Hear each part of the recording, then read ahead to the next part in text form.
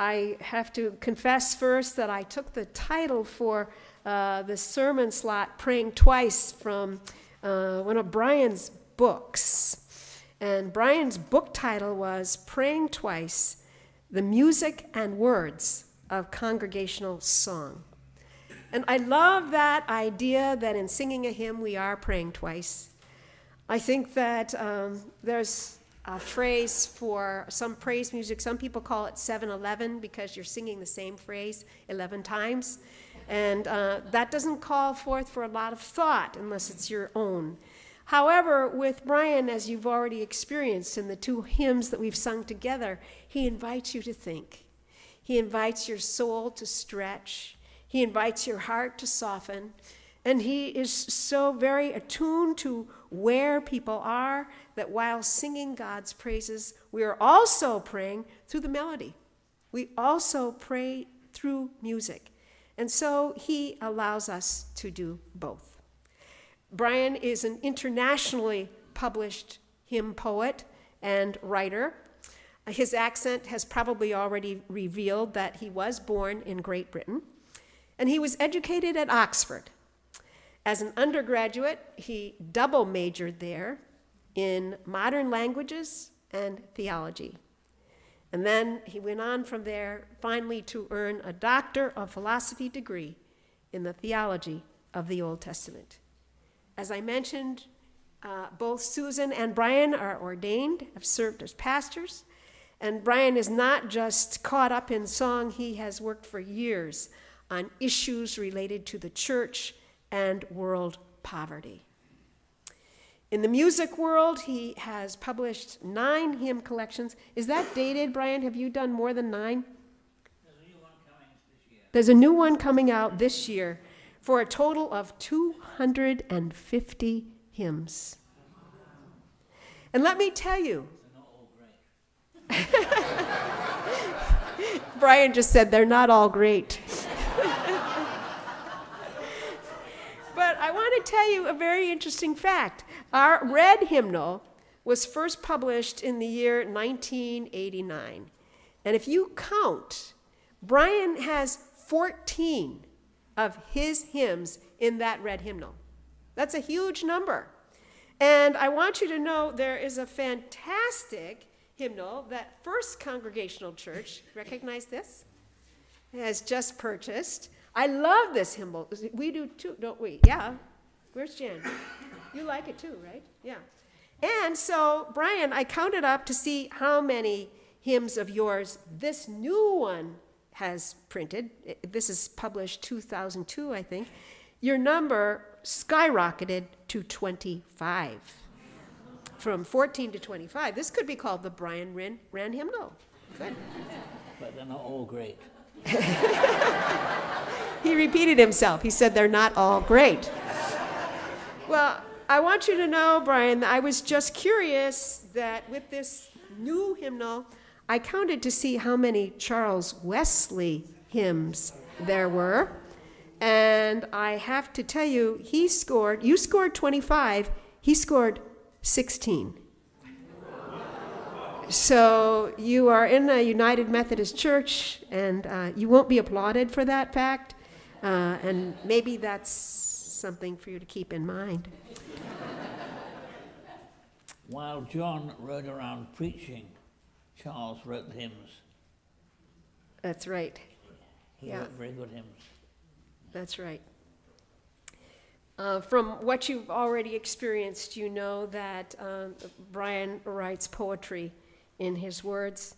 His passion is not in composing music. The hymns that we sing aren't with notes that he put down, but he wrote the verse.